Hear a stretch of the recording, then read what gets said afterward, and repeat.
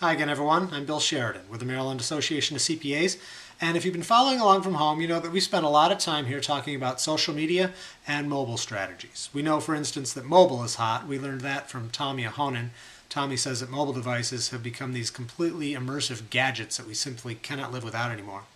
We know that social learning is hot. We learned that from Tony Bingham and Marcia Connor. And that's that whole notion that most of what we learn today comes not from the classroom, but from other people in the forms of questions and answers and advice delivered to us just in the course of our day-to-day interactions. Now, what happens when you combine those two things? Well, that's where Clark Quinn comes in. Clark is an acclaimed author and a thought leader in this space, and he says the real power of mobile comes from extending the learning experience and supporting people in the moment. In other words, giving them access to the right information wherever and whenever they need it. That's the power of mobile in Clark's view, and it's what he calls M-learning. I caught up with Clark at the 2011 NASBA CPE conference in San Diego, and I asked him to expand on those thoughts a little bit. Here's what he had to say. Clark, tell me what you mean by M-learning. M-learning, to me, is really M-performance support and performance-augmented learning. It's about supporting people, but with mobile devices. M-learning has become the accepted term, but it's not really the best term because people immediately start thinking about courses on a phone, which is, there have been success stories, but that's not the real potential of mobile. It's extending the learning experience, augmenting it that way, and it's about supporting people in the moment. It's those quick accesses that give you just the right amount of support so you can be successful. Is there any kind of tie-in there between that notion of M-learning and the notion of informal learning? Where's the intersection between those two things? It very much is on the informal learning side. You know, it's extending the formal learning experience, but then it's providing, to me, informal learning is really two components. Performance support, so the resources you need, the individual information access you get to help you, and then social learning, where you're connecting with other people who can help you, mentor you, collaborate with you to solve problems. And mobile provides both of those. It's a tool to access information and people wherever, whenever, and so it's much more on the informal learning side. And this may be fairly self-explanatory, but explain what's happening today that makes this concept particularly important. The mobile devices are reaching saturation in the developed world. There's more subscribers than there are people. I mean, more subscriptions than there are subscribers. And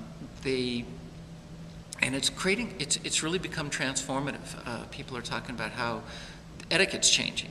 You know, you can tell it's an important conversation if somebody actually shuts off their phone when they're sitting at the table with you.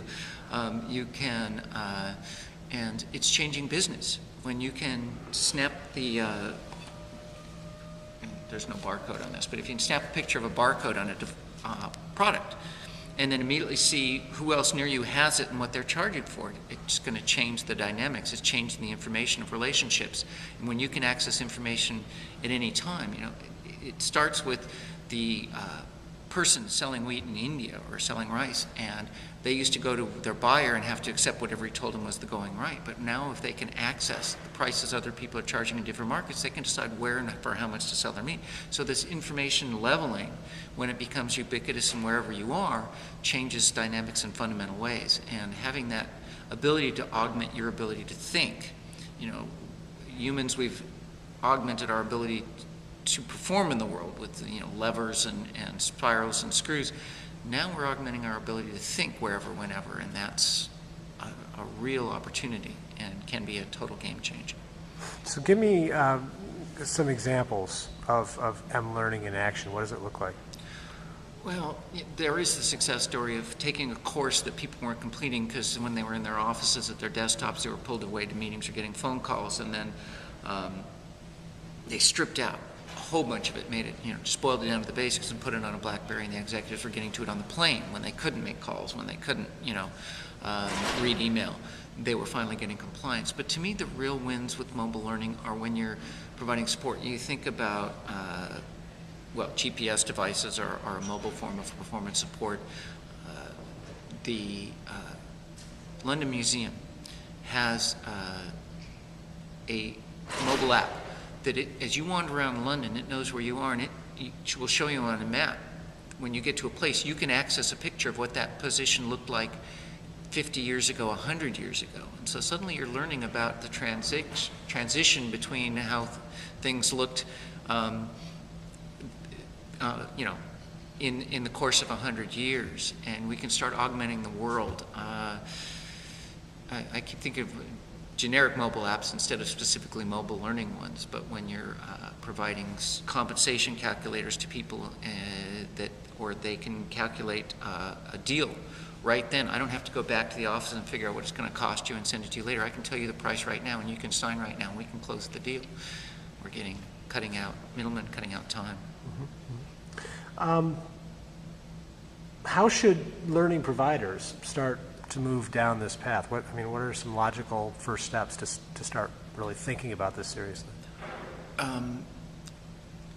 I like the success story of T-Mobile, where they built that compensation calculator for their sales folks. So they had a course, and they provided a tool that extended the course, and that gave them leverage. And that sort of thinking that says, what can I develop that's going to take the learning I've developed and have focused on and know, and make that stick better, make it augment it so people are more capable of performing.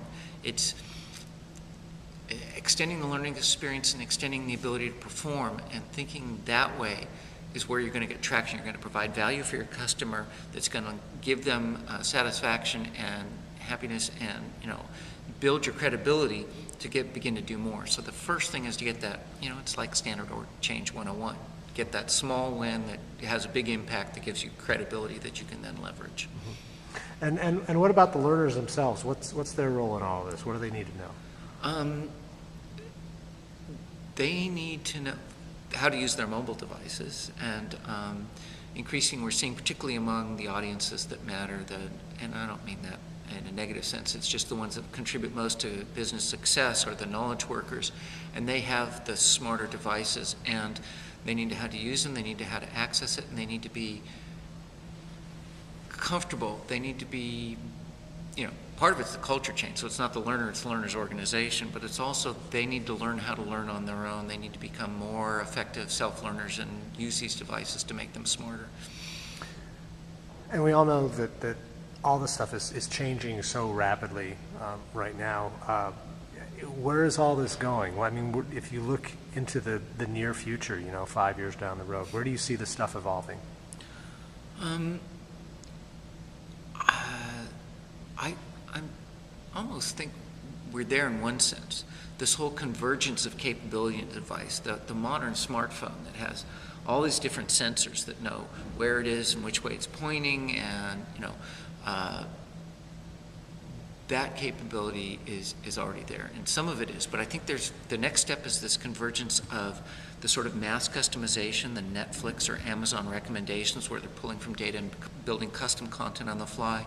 I think knowing who you are and what you need to know and where you are and combining that to do smart push is the opportunity that's on the table to start building relationships, and the push will be customized by what you want as an learner experience, but we can start creating extended learning experiences, developing you as a person in a long-term relationship that develops you slowly, which is how you really learn. We have the ability to start doing that programmatically, and I think that's the opportunity that we will see. I'm an optimist, so I expect we'll see it in the next 5 years. We'll certainly see a lot more of the experimentation around it.